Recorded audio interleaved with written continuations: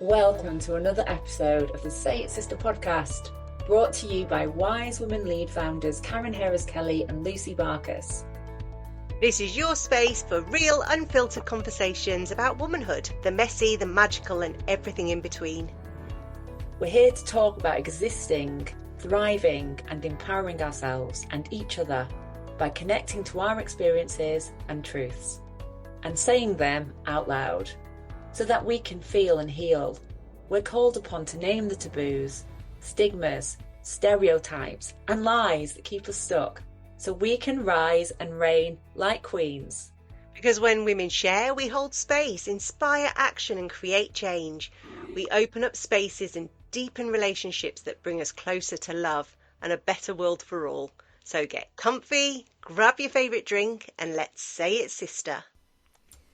Welcome back to Say It Sister, the space where we get honest, real and raw, beautiful and messy experience of womanhood all coming together in one brilliant conversation, especially as we're both in midlife. I'm Karen. Hey, and it's Lucy here. And today we're diving into the topic of emotional labour, a topic so many of us talk about with our friends. We may not call it that, but we're definitely talking about it. And it's coming from a place of exhaustion, maybe a little bit of overwhelm, and we just need a space just to let it all out. And this emotional labour of looking after everybody else's needs, holding space for everybody else and what they're going through, yet not looking after ourselves. And I think that's something that, especially in midlife, we really feel it. Probably before midlife, we just carry on. We just keep going and going and going, even though it's really hard, but we do. And then something around midlife shifts and changes for us. And we realise we just can't hold it on anymore. We've got to release it. We've got to do some change. Well, I would say if you're listening and thinking, if the thought process, which is my process most of the time, is I'm exhausted, or why am I always the one holding everyone else's emotions together, this is for you. Emotional labour is the invisible job description we never agreed to, but somehow we became the CEO of it all anyway. From soothing our partners, to meditating with kids and between kids, to carrying the emotional climate of an entire household. Women pick it up without even realising it, and we need to become more awake and more aware. Oh, yes, say it, sister. Because what's fascinating and heartbreaking is that so much of this is both biological and societal. Yes, we are more attuned as women to the people that we love, the emotional and relational transactions that are happening and everything. And yes, estrogen and that oxytocin does play a role, but there's also a lot of conditioning that we should be the carers, we should be the feelers and the fixers. And I'm the only daughter in the family. And yes, it's kind of like this expectation that I'm the one that's going to check in on my mum and dad, not my brother. I'm the one that's there to visit or to help out with Christmas or whatever else is going on. What about you? I think the midlife changes everything, and when our hormones shift and our tolerance levels drop, and we're really super tired, more tired than ever before, the emotional load that was manageable, yet sometimes, we've all had those moments in life where it wasn't manageable and it was nothing to do with hormones, there was just too much going on. Now it feels like completely overwhelming. And whilst we know we need boundaries, whilst we know we need better communication, it's still really, really difficult. And we need to be brave and bold and draw lines in the sand. For me, I always go, is this mine to take or is this somebody else's? And just working with that, this is mine and this is actually yours, and being very, very clear about that. Otherwise, the overwhelm just gets bigger and bigger and bigger. Yeah, do you know what? I was listening to another podcast the other day, Diary of a CEO, and Stephen Bartlett was there saying, yeah, it's my partner who brings up the topics when things are difficult or when things are challenging or something's not right. And he was saying, like, he always goes, oh, do we have to talk about this? And then he's so relieved when they do talk about it because it improves something in their relationship. But what I was hearing is it's still your partner who has to do all the emotional labour to try and solve things when things aren't right. So yeah, it just popped up on my screen just a day or two ago. And I thought, yeah, let's get into this conversation. So, Karen, you and I, both midlife, we're in that squeeze time when we've both got our parents who are aging. We both have kids with their own emotional needs, heartbreaks. They're learning to navigate their worlds, and we've got to hold that container for them. And we've obviously got the nearest and dearest in our lives who have got their own stuff going on. But what are you noticing now about the emotional labour that you're facing? Because, and I ask this for you first, because you have got a very young person who you really are their primary caretaker in that sense.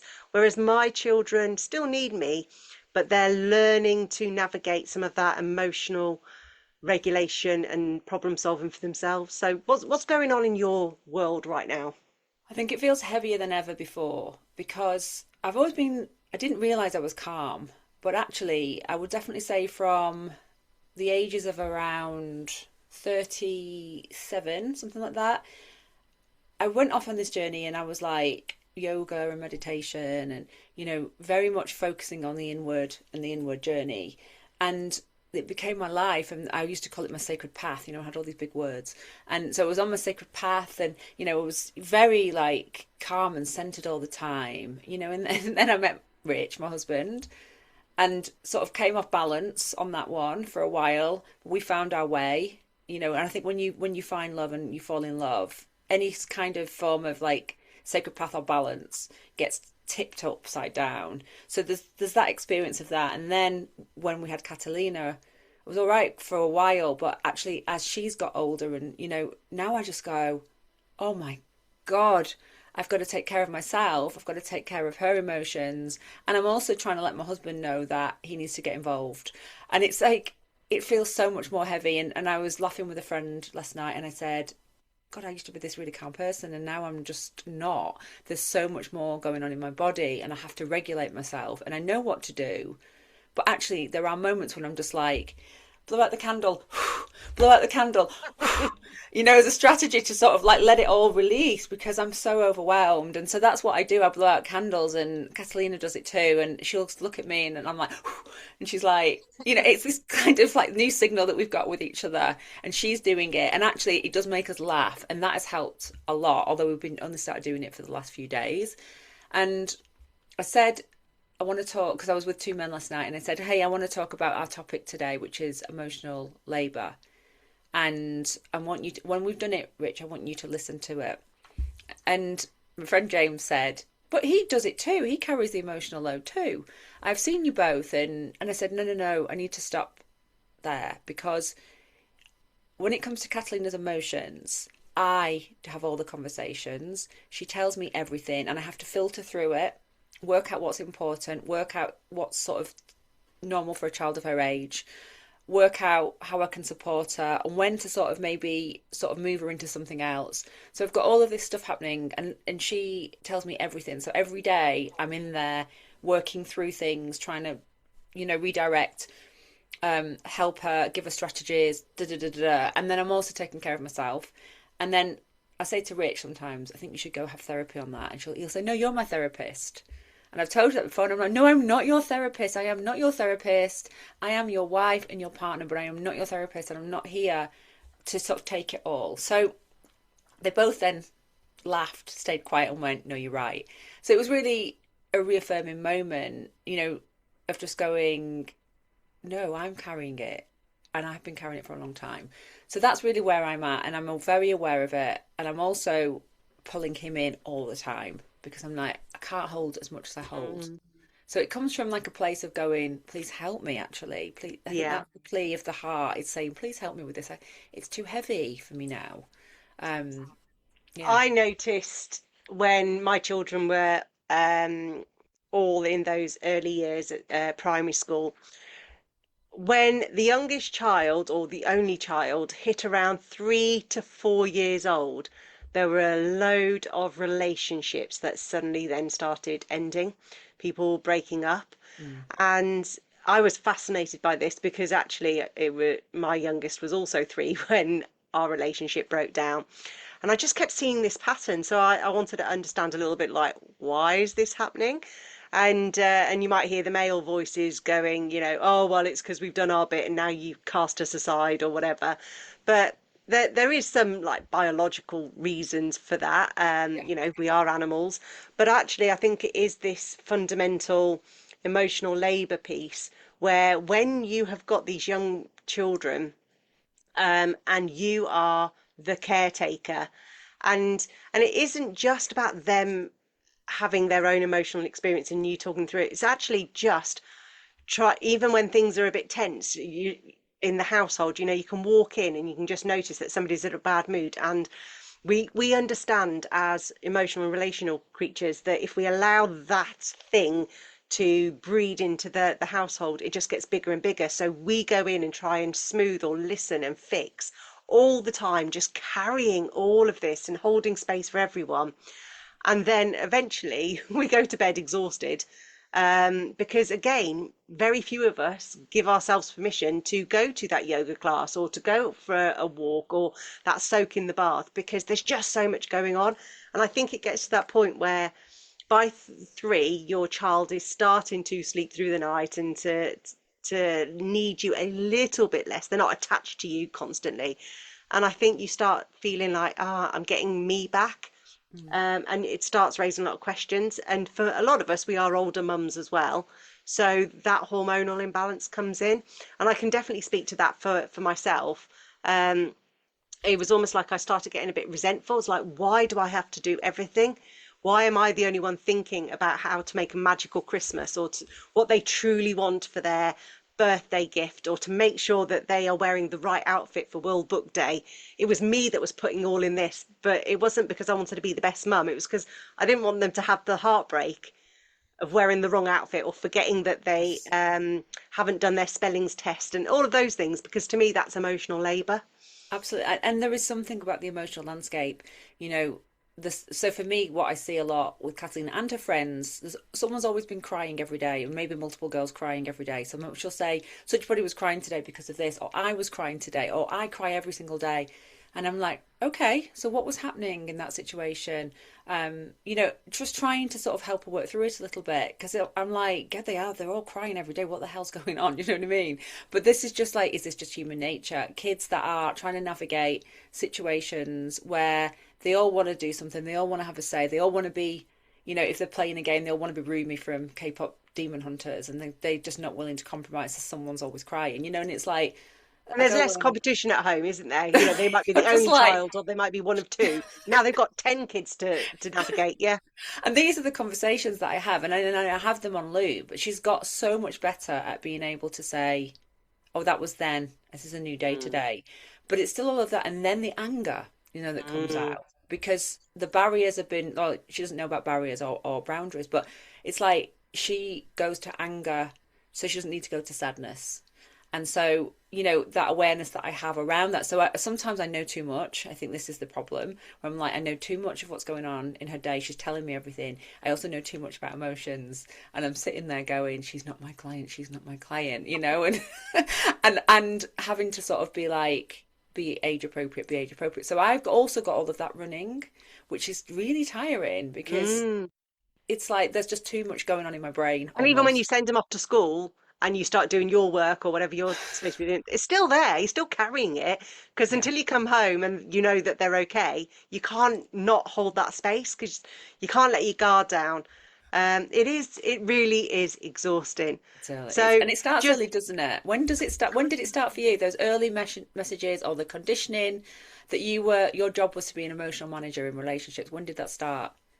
I can't remember it being that way as a child, as a small child, but it probably was. And it was probably more to do with the stories that I was being told or the images that I was seeing around me. And the reason why I say I can't remember it being early was because I was the first granddaughter that came after about 7 or 8 boys. So I was always hanging around with the boys, and they just, well, apart from always making sure I was in goal or whatever, I was just treated like one of them. But I do remember in my teenage years, particularly, um, mum would make sure that I was the one that was being quiet, or I was the one that would go with her to go and visit Nan, or I would be the one, I'd be like her wing woman almost, and she wouldn't expect my brother to do it, but she'd always expect me to. And Mm. then I was the one that was taught to share and to be kind. So I think it was always there, but it was subtle. It was like this drip, drip, drip Mm. until I then got into my young adulthood, and I was married at 22, but I'd been with him since I was 18. And so already there were things about, well, how am I supporting him, even though I was the one with the career? Um, and I was actually earning more when I came out of university, but it was still, I remember even like, this is about the home labor, but it was even things like when I said I needed a dishwasher because I didn't have time to, do all of that, that his mother-in-law gave me a right frown. And it was just like this expectation. But when he was around 2021, he was going through a bit of a rough time. And that was the point when I realized, I need to support him and I need to make sure he's happy, because if he's not happy, then our relationship isn't happy, because I Yeah. didn't have the skills back then. And so that's where I kind of like realized, so I'm the emotional support for everybody in my life. What about you? Have you got a moment or a memory? I think it started really young for me, and I knew my job was to be good and to be a good girl. That was my role in the family, and because my mum and dad both worked full time, and they let me know that they worked full time, and the reasons why they were working full time was because it was for me, because they wanted me to have nice things. But actually, as a young child, I mean, these are important messages. Don't get me wrong, because it also taught me to be not shy of work. So I learned like a really solid foundation of like work ethics from them. And I'm grateful for that because I am a worker. I just really am. So they taught me that. But on the flip side of that, there was this, oh, they're really busy and therefore I can't, I can't be a typical 7 year old. Like I look at Catalina now and her and how she is. And then I look at the 7 year old me and I think, oh my God, I was so grown up in And I think there's also comparison. that trade that I'm hearing. It's like, I'm doing this for you. I'm working hard for you. So Yeah, you be almost like be grateful, be good yeah. in a contract. And it doesn't mean to be unconditional love, but unfortunately, that's how it sounds to our little ears. Absolutely. Exactly. Yeah, it was like a role that I took on. So for me, this has always been something, and I've always been really good at seeing everyone else's point of view. So actually, we talk about balance a lot, me and you, in our conversations. But I was always able to sort of like look at it from these different angles, and I think it's because I learned how to sort of put my own needs further backwards. So my needs were sort of Yeah. right back there, and then the family dynamics and their needs were further out there. And I just was quite detached from my own needs, and it took me a long time to learn to listen to those needs because I'd overridden them all my life. Really, I mean, our key memories are sort of seven. We're there, so this is all I remember. I don't Mm. remember before that, so it explains a lot to me when I look at myself and I go, "Oh my God, I basically just abdicated myself," and there was obviously some quite big costs for that, but at the same time I learned a lot of great things for that because it's what makes me an empath. I can see people coming towards me and I know exactly what they're feeling. I start feeling it too, and my sensitivities of being able to like read things on quite a high level, know what's needed and be able to create it, that's brilliant for me in my job.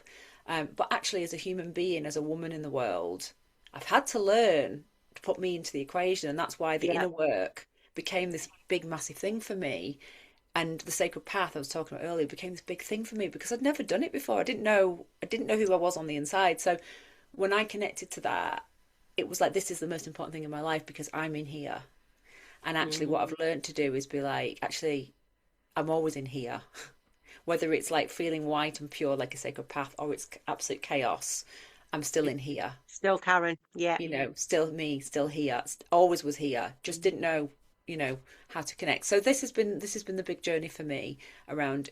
So, yeah, it goes deep. It goes deep, and I'm glad that I can put myself in to this One of equation. our um, fellow classroom members from our CTI training invited me to her house when I was probably about 35, 36.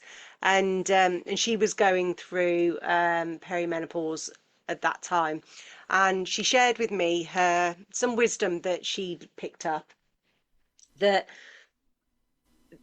her whole relationship with her partner, who she'd been with for 27 years, had started really shifting, and she was getting excuse me, she was getting really resentful.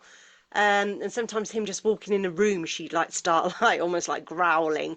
And she really wanted to understand what the hell is going on with me. Why am I feeling this? I love this man, but I really hate him.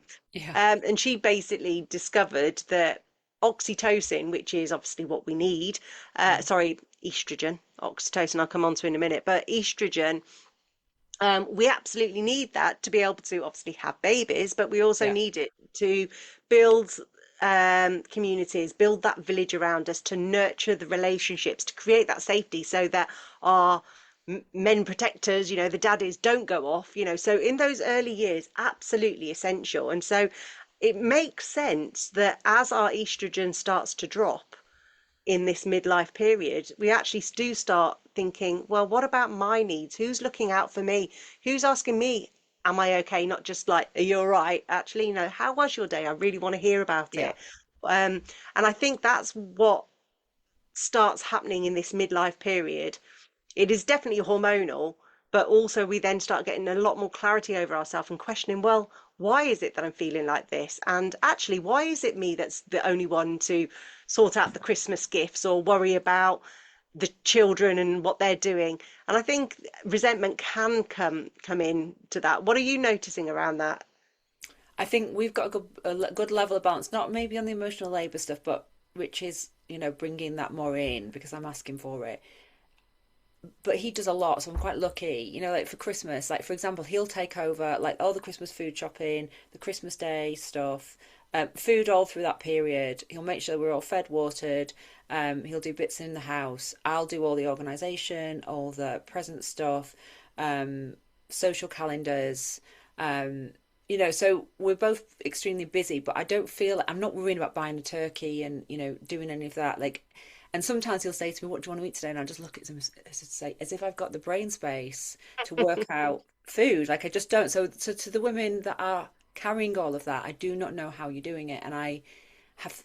I don't even. Actually, it makes me want to cry because if I had to do that stuff on top of it, I would not be functioning. I'm pretty sure of it, and hence why he's the right partner for me. It's not just about what he does in the kitchen, But but when you throw in ungrateful teenagers into that, it's even worse because, and I think this is where a lot of midlife women who have now got teenagers or young adults, um, that there is a natural drop in estrogen, so you can get over that whole empty nest thing. And so there's a lot of transitions that are going around in this life. But again, it's like I'm dealing with two, three, four other adults in my house mm, and nobody sees me. And I think some of it is like we've trained them. So yeah, you, in a way, have set these expectations with Rich. But again, these expectations change over time as the other people in your household grow and as you grow. And it's about keep coming back to that because otherwise, yeah, if you keep adopting the role of the person who holds it all together for everybody, who does all the planning and emotional caretaking, and then suddenly you stop. Excuse me, my voice is really croaky today.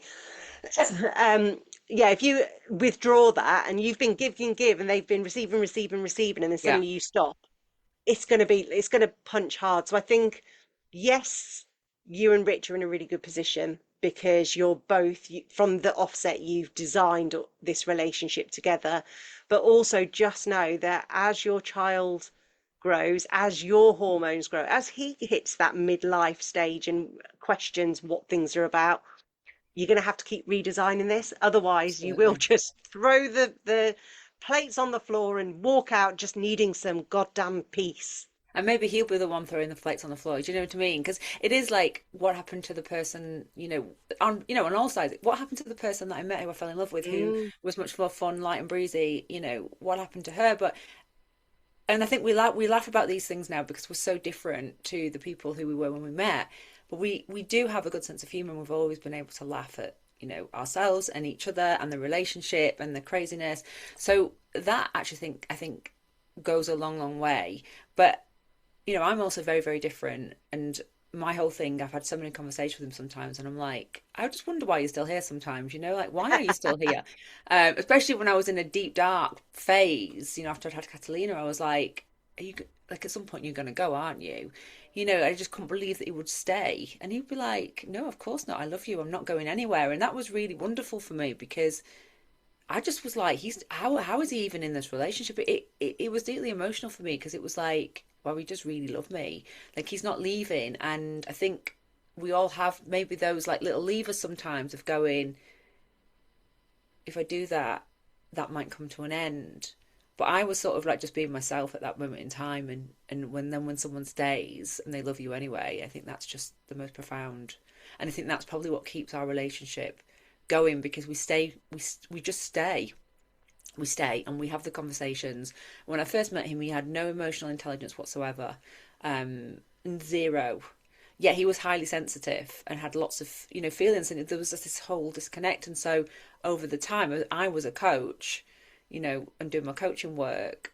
I started to see this shift in him that he became much more emotionally in tune and then could actually talk to me about things. And if I was really angry, then he could come and have that conversation with me. But when I first met him, that was not on the card. So it's taken us a long time to get to the point where we can sort of say, you know, and I was a bit like that too. I didn't like confrontation, so we've had to work through it all. And I think you throw everything in the mix. Sometimes it can feel really, really heated and heady, but you just got to stay and work through it. So here's a question for you. We're talking about obviously emotional labor.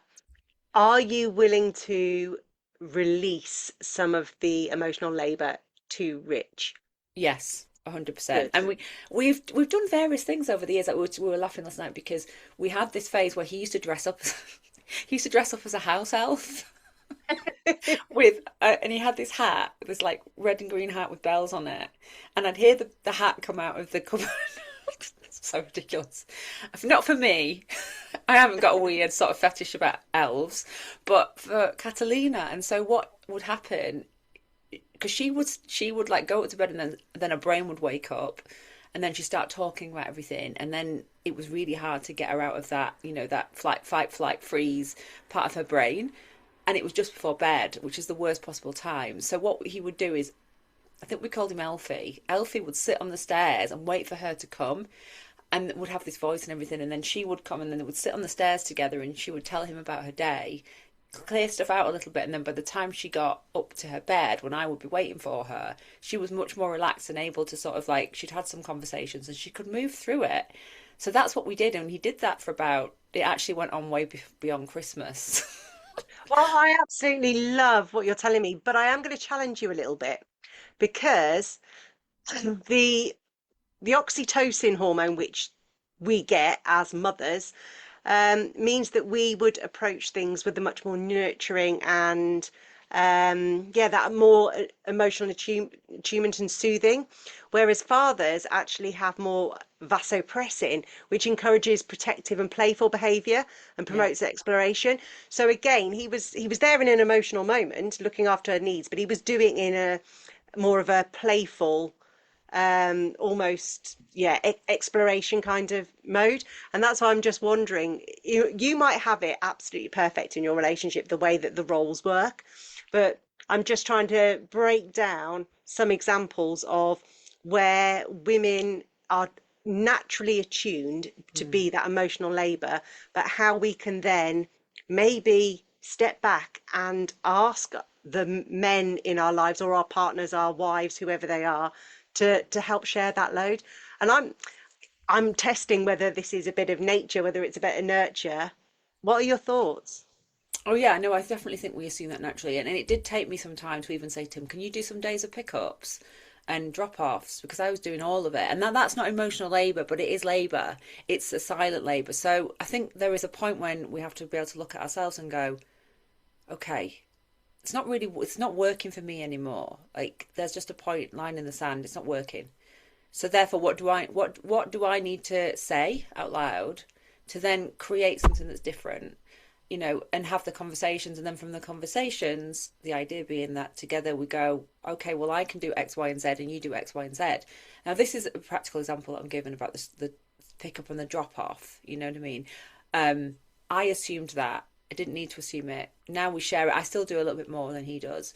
So it's still balanced more towards me. And on the emotional side of it, yeah, I mean, I definitely can give more to him, but it's just, and then this is where I hear myself stuttering a little bit on the inside. It is not, and this is why where the problem lies. It is not his natural place. Yeah. So he needs to grow some muscles there and learn that skill set. He's actually good with her in a different way because he's much more practical and matter of fact, and And that's the and she role of needs that mummies and daddies. sometimes. She does Yeah. need that sometimes. So it does work in a very, very weird way. I think it just gets, I get overwhelmed when there's too much happening all at the same time and I haven't had the space to sort of take care of myself. So he can help me with that. I think that's And what that it might is. be all you need to do is like, you need to go play, you need to go, climb trees together just so I Yeah, can have some time to nurture myself, not then say, when you're at the house, I'm going to clean, I'm going to do these tasks. Actually take that time to rebuild absolutely. yourself. And I've had to learn this really, really clearly because I am a single mum and I have been since the children have been 3 and 6. So every single one of their emotional needs, I am the person that I've had to look after me to be able to look after them. Now, there were certain points, so I hate to say this, the teenage years are rough. And Yeah. there were certain points where I would have to phone their dad and say, yeah, I can't deal with this. This is too much. And he would literally drive 15 miles to come and do it. It only happened 2 or 3 times, but those testing teenage years where I'm like, I cannot cope with this. Wow. But other than that, it's been really positive because I am naturally much more of I'm a nurturer, but I do it in a much more practical way. And actually, having my children has allowed me to soften and open a lot more. And it has been a beautiful experience, but I can quickly switch back into more of the playful dad style role. I am not the dad, I know that, but I will go build campfires with them and we'll go and do our scouting and we'll go camping together. So I've had to adopt both the roles, but that has really helped me tap into my femininity, I think, which probably wasn't really there before. So I'm seeing this as a real benefit. But the difference is nobody was asking me, am I okay? Now, Evie, now she's almost 18, she always asks me, she's phenomenal. But for a long time, nobody was checking in on me to see whether I was okay. And that was really, really Yeah, hard. that's just feels like a lonely. Again, it's like we talk about the lone It was wolf, where you're lonely, just yeah. on this pathway and you're going along the path, and you've got your two cubs with you, and there's no one from sort of the sides or from behind, or even a bit further up saying, no, it's safe this way, let's go. And yeah, I think you're an amazing, remarkable woman and mother, Thank you. But and I there's a see lot of that. single mums out there who are Yeah. going through it, and there will be some single dads, but it's mainly, let's face it, the single mums. And yeah, so I guess this is an acknowledgement to them. We know you're doing it all. We know Yeah, you've and got the labour. I want to say, what do you want to say to those? Like, what words of wisdom do you have or hope? Yeah, just you do need that time away. So if the kids go away to their parents, the other parents or the grandparents, make sure you're doing stuff that nurtures you. Um, And then if the kids are of that age where they go to bed fairly early, go and do the things that, read your book, light some candles, have that soak in the bath that is going to be an hour, whatever the thing is. Don't just numb yourself or just get doing tasks. Really look after yourself because it replenishes. And where possible, get a female circle group because just being with other mums who are in the same position, they'll get you and they will ask you how you are, or they will offer to take your kids to just so you could go Christmas shopping, just those basic things. It really does take a village, but I hear you. And do you know what? The relationship I've got with my girls now, because of what we went through, is just phenomenal. And they are phenomenal as a result of it. So the blessings are there equally.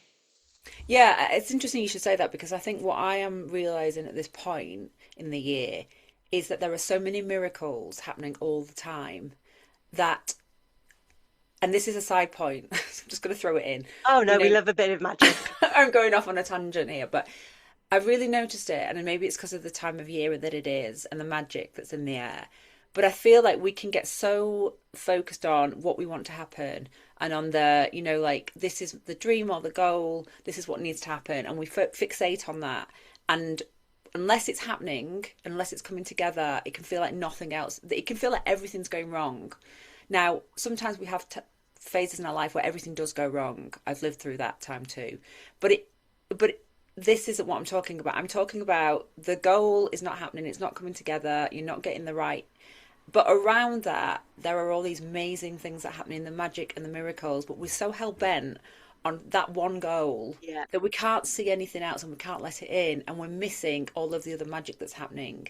And in missing it, we stay in this really rigid place of that's not working, that's not working. It's like, Mm. well, look at all this other stuff that is working. Look at all the brilliant things. Look at all the beautiful people. Look at what that person just did. And I'm going to give an example for that because now I'm That's on the tangent. beautiful. You're making me smile. Yeah, and my daughter, so basically my daughter got sent an advent calendar in the post, a Barbie one, and there was nothing, it didn't say who it was from.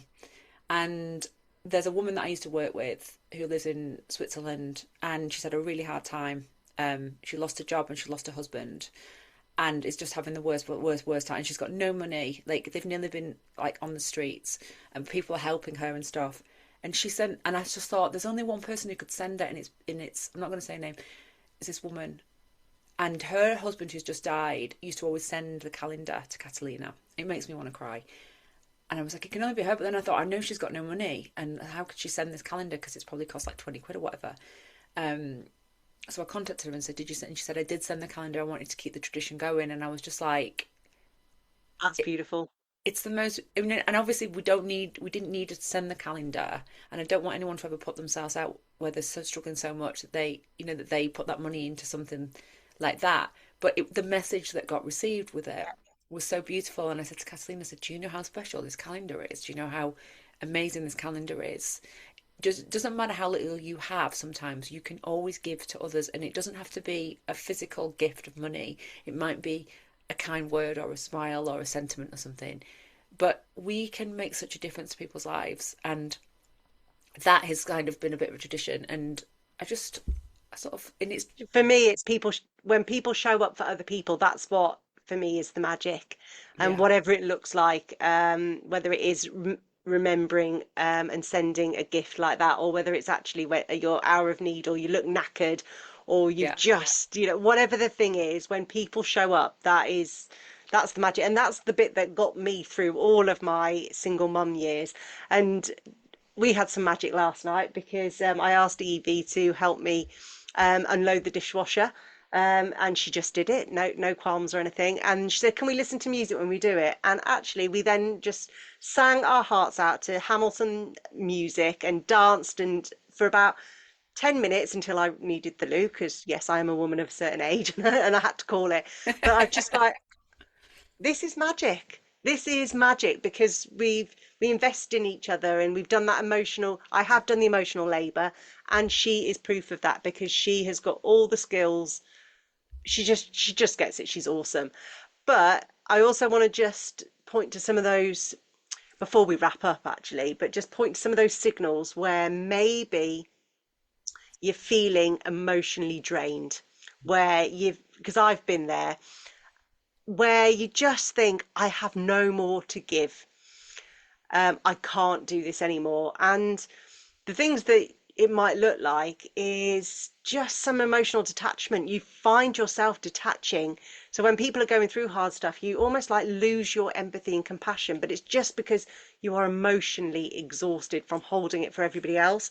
It might be that sense of dread that you've got, like this foreboding that, oh God, something else is going to go wrong. And you're almost like preparing yourself for something dreadful, being easily irritated. But for me, I think it was just that apathy. So even when things were really joyful, I just yeah, didn't have anything to give, so I couldn't feel the joy, let alone feel the misery. And I think a lot of women in midlife are feeling this, and they're naturally starting to detach. So before we go, I just wanted to give a couple of ideas about how you can feed, yourself emotionally. And then I'm going to ask you, Karen, and then we'll sign off. So I would say just that self-care, that self-soothing.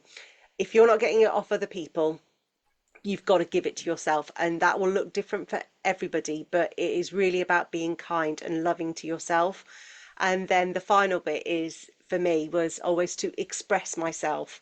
And whether that is talking to my girlfriends, now my kids are older, sometimes it's me expressing it to them, sometimes it was writing in a journey, but I just had to be able to say the words that this is really hard. I am knackered. I'm exhausted with this. And just saying it out loud almost was a bit of self-soothing as well.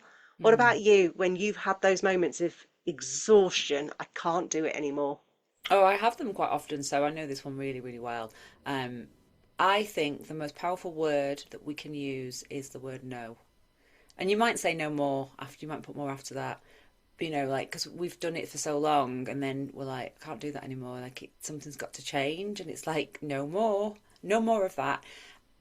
It's actually an awakening when we do, but there needs to be management around it to some extent, because if we've not had boundaries and we've done things, and then all of a sudden we're like, no more, and it normally comes from such a place of force Yeah. that the other people are like, whoa, what's happening? And so therefore there's a build up to that as well, of just that constant checking in and being like, where am I going with this? Like, what is the no more, like, in my on my list? I always say to people, like, you write your list, do some loads of really, tick the easy stuff off. If there's stuff on there that's just been on there for a long time, just don't do it.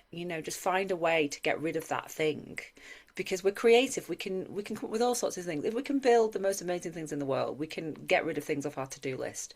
But there's a reason why we keep it on. Some sort of like weird thing that we have with ourselves. It's almost like a punishment. So we've just got to stop doing that. So that's the thing. And then And I say emotion. no to giving out Christmas cards. I'm just so done with it. It just Yeah, causes me stress. No Christmas cards this year. exactly. And that isn't what you want to do. So you will put that time into something else that's more meaningful for you, and that's a brilliant thing. I think the thing that I was taught by Jane McCampbell Stewart, who's been on the podcast, is around being very clear about what's my energy, what's my emotions, and what are others. And then being very, very clear and going as a ritual and going, okay, my energy's been depleted. So where have I given it out? Who have I given it to? And then you call your energy back in and you say, I call all of my energy back from this person. If you know who they are, you might not know. It doesn't matter. But you say, I retrieve all my energy right now, and I send it to the right place inside myself, and you just let it come back and you breathe it in until you feel like it's complete. And then the body will just regulate itself. And you can also send back other people's energy, because we do pick things up and it gets lodged inside. And so I release all energy that is not mine. I do that. Yeah. And I it's don't like call it a, back in, and I probably need to, but I definitely push out. Yeah. yeah. And so it's like, I mean, we do it all the time when we breathe. Every time we Mm. breathe, our body knows exactly how to sort of bring in air and release air, bring in the new, release the old. Otherwise, we wouldn't be alive. So we're doing that naturally, but actually, this is with intention. And so we start to sort of like create this stronger, firmer boundary around ourselves, where we are in our complete whole self. And I think doing that as a ritual or practice is so powerful. I cannot even begin to say it. So for any woman out there that's like, I'm so tired, I don't know, I'm carrying too much, pull your energy back, release other people's energy out of you. Well, I feel better just for talking about this today. It was a real tonic, and it's also a reminder that we must release what isn't ours, and remember that we were never meant to carry this emotional world around with us, and certainly not the emotions of everyone else around you. I spent many years drumming into my own children that they are not responsible for the emotions of others. And I want to remind everybody else of that. It will take some unconditioning, but this is not yours to carry alone. Karen, will you sign off for us? Midlife isn't the breaking point, it's the awakening. And it's your body saying, no more, I matter too. And that awakening is sacred. It's the moment you start choosing yourself, setting clearer boundaries, and allowing the people in your life, especially the men, to develop their own emotional muscles. And remember, you are not doing this alone. That's why we created Say It Sister, because when women speak the truth together, the load gets lighter and the shame dissolves.